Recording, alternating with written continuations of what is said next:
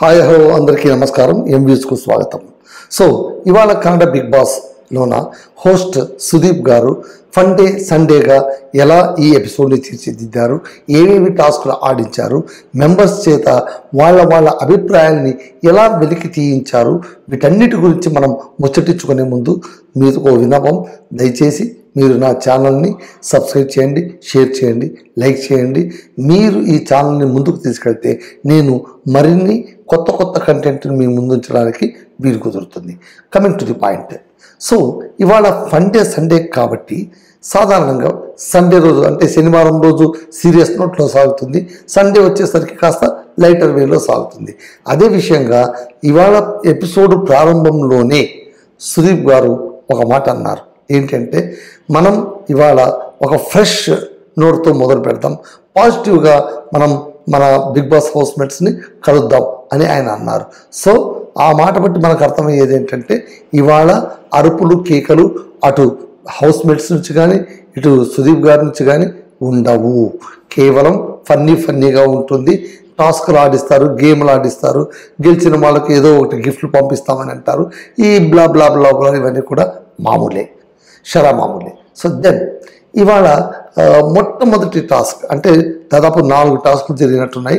మొట్టమొదటి టాస్క్ ఏంటంటే కనుక ఒక పాట రాసి ఉంటారు ఒక కార్డు పైన, అది కెమెరాకు చూపించాలి, ఆ పాట తాను చూడాలి. ఒక సభ్యులు వచ్చి అంటే ఇది 2 టీములుగా విడిపోయారనమాట. త్రివిక్రమ్ టీం, రజిత్ టీం 2 టీములుగా విడిపోయారు. అంటే మొన్నటి దాకా హౌస్లోన ఏ 2 టీములు అయితే క్యాప్టెన్సీ టాస్క్ ఆడాయో ఆ టీములు విడిపోయి ఇవాళ టాస్క్లు ఆడాయి. సో ఇక్కడ ఏంటంటే ఆ పాట పేరు కెమెరాకు చూపించడం, ఆ తర్వాత దానికి సంబంధించినటువంటి బొమ్మలు ప్లే బోర్డు పైన గీయాలి. ఆ బోర్డులో ఉన్నటువంటి బొమ్మల ఆధారంగా తమ టీం సభ్యులు ఆ పాట ఏదో చెప్పాల్సి ఉంటుంది. ఇది ఫన్నీ టాస్క్. సో ఈ టాస్క్లోన 3-4 రౌండ్లు అయిన తర్వాత మన రజిత్ టీం గెలుస్తుంది లక్కీగా. సో రజిత్ టీం ఈ టాస్క్లోన విన్ అయిపోతుంది. ఆ తర్వాత నెక్స్ట్ ఇంకొక యాక్టివిటీ ఏంటంటే ఒకరిపైన ఒకరు అభిప్రాయాలు అంటే ఎస్ఆర్ నో కార్డులు పట్టుకొని చేయడం, ఆ టాస్క్ ఒకటి నిర్వహించారు. ఆ తర్వాత ముఖ్యంగా అంటే లాస్ట్ వీక్లోన ఏం చేశారు, గెట్ అవుట్ అని అంటే మీలో ఉన్నటువంటి కోపాన్ని బయటికి వెళ్ళగక్కేందుకు లాస్ట్ టైం ఏం చేశారు, ఒక బాక్సింగ్ అంటే ఒక లక్ష్యం ఉంటుంది, దానిపైన బొమ్మ అతికించి బాక్స్ చేయడం అనేటువంటిది పెట్టారు. ఈసారి ఏం చేశారంటే ఒక పెద్ద చేతి గ్లౌజ్ లాంటిది, పెద్ద బొమ్మ లాంటిది ఉంటుంది, అది తెచ్చి పెట్టారు. దాన్ని లోపల దూర్చి మీకు ఎవరిపైనైనా కంప్లైంట్స్ ఉంటే ఆ కంప్లైంట్ చెబుతూ వాళ్లకు మీరు యూ కెన్ గివ్ అంటే బాగా కొట్టేయాలనిపిస్తుంటుంది కదా, వాళ్ళు మీరు కొట్టొచ్చు అని చెప్తే సో ఇంకా మంజుని గౌతమి పిలిచి ఇచ్చేస్తుంది. ఆ తర్వాత చైత్రను రజిత్ను చైత్ర ఒకరికొకరు కొట్టుకుంటారు. ఆ తర్వాత త్రివిక్రమ్ను భవ్య కొడుతుంది. సో ఇలాగే మోక్షిత వచ్చి మంజుని కొడుతుంది. సో ఈ విధంగా రకరకాలుగా ఆడుకుంటారు. అందులోనూ మళ్ళీ ధనరాజ్ హనుమంతు ధనరాజును కారణాలు చెప్పుకుంటూ కొడతారు. చెప్పే కారణాలు కూడా అంటే ఏంటి, చాలా లైట్ వేలో సాగుతుంది, ఇందులో పెద్ద సీరియస్ నోట్ అంటూ ఏమీ ఉండదు. కాకపోతే మోక్షిత కంప్లైంట్ ఏమిస్తుంది మంజుని, నీవుగా ఆడట్లేదు, నీ ఆట ఎక్కడో పోగొట్టుపోయింది, పైగా నేను ఎమోషనల్గా పాడిన ఒక పాటను నామినేషన్ తప్పించుకోవడానికి పాడానని అప్పట్లో నువ్వు నన్ను అన్నావు, అది నాకు బాధగా ఉందని పాత కక్షలన్నీ తీర్చుకుంది అనమాట. అలాగే గౌతమి కూడా మంజును కొడుతుందనమాట.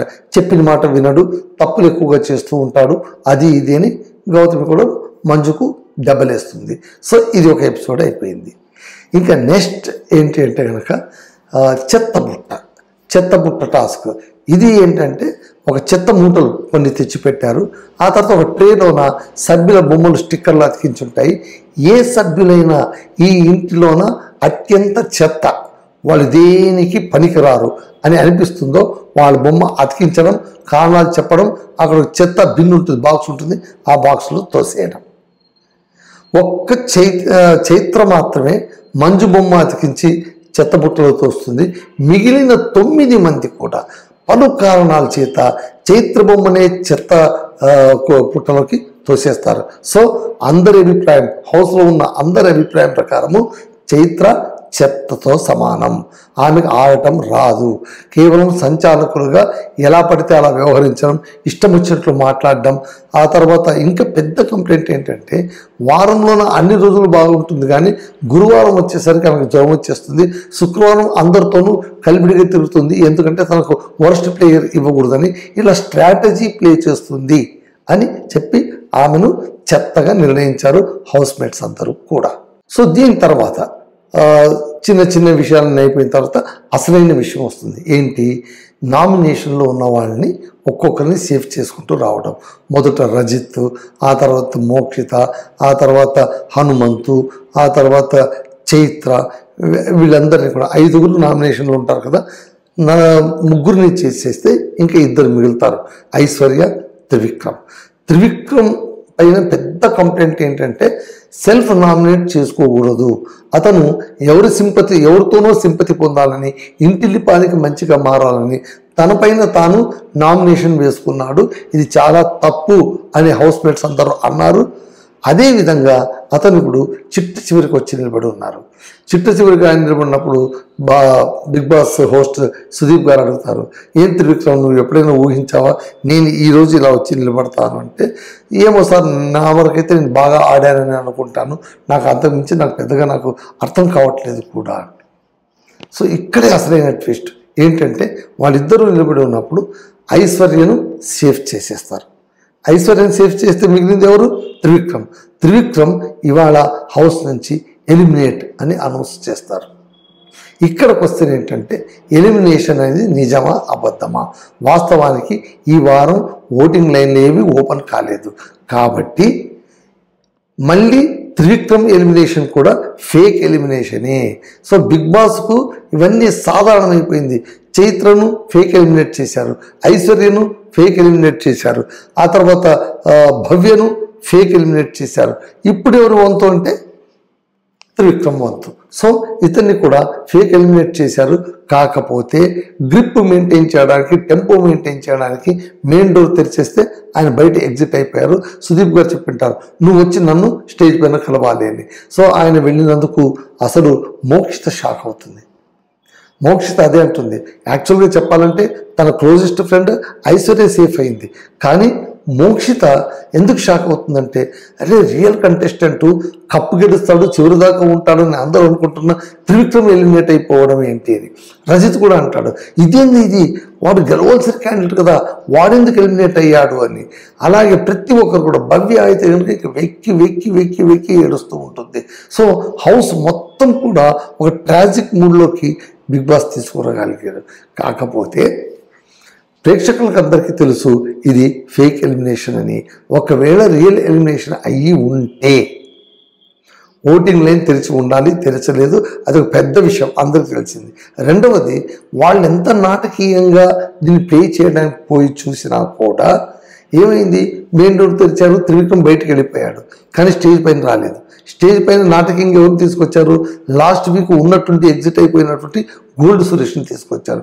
గోల్డ్ సురేష్తో మాట్లాడి ఆయన ఏవి చూపించేసి ఆయనకి ఇవ్వాల్సిన గిఫ్ట్ ఇచ్చేసి ఆయన్ని బయటికి పంపించేశారు. కాకపోతే త్రివిక్రమ్ రాలేదు.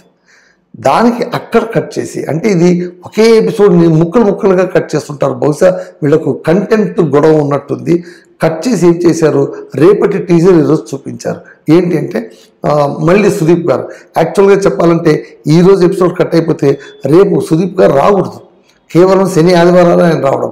కానీ సోమవారం కూడా ఇది ఎక్స్టెండ్ అయింది కాబట్టి సుదీప్ గారు వచ్చి నిలబడి, ఎందుకు మీరు బాధపడుతున్నారు భవ్యని అడుగుతాడు, నువ్వెందుకు కళ్ళెమ్మడి నిలబెట్టుకుంటావు సార్, ఆయన most deserve candidate sir. Deserve candidate నువ్వెలా చెప్తావు, చెప్పవలసింది ప్రేక్షకులు, బయట ఉన్న ఆడియన్స్, నువ్వు కాదు కదా అని. సో ఇలా అసలు త్రివిక్రమ్ బయటకు వెళ్ళినందుకు మీరందరూ ఎవరెవరు ఎలా ఉన్నారు, ఎవరెవరు మూడు ఎలా ఉంది, వీటన్నింటినీ కూడా మళ్ళీ ఇంకోసారి చూపించారు.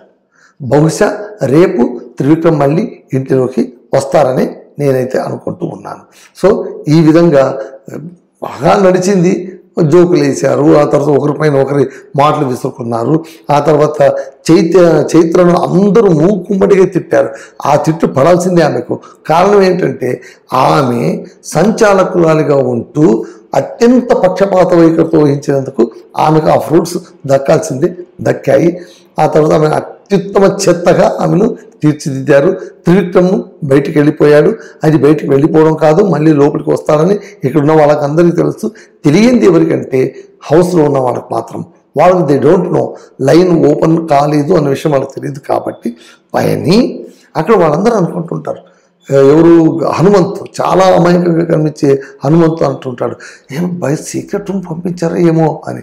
ఆ తర్వాత లేదు రావచ్చు. ప్రతి ఒక్కరిలో కూడా అనుమానం, త్రివిక్రమ్ ఎలిమినేట్ కాలేదు, తిరిగి వస్తాడు అని. సో వాళ్ళ అంచనాలు ఆలోచనలు అన్నీ కూడా నిజం చేస్తూ రేపు మళ్ళీ బహుశా త్రివిక్రమ్ తిరిగి వచ్చేస్తాడు. ఇది ఒకసారి ప్రయోగం చేస్తే బాగుంటుంది, మాటికి ప్రయోగం చేస్తే నానా పులి కథలాగా అయిపోతుంది. పెద్దగా ఎవరు పట్టించుకోరు. చూద్దాం రేపు ఏం జరుగుతుందో. ఇది అండి ఇవాళ నా brief analysis about Sunday episode. So నా ఈ రియల్ టైం రివ్యూని మీరు చూశారు కదా. మళ్ళీ రేపు మండే ఎపిసోడ్తో ఫ్రెష్గా నేను మిమ్మల్ని కలుసుకుంటాను. అంతవరకు సెలవు, మీ రామదుర్గం మధు.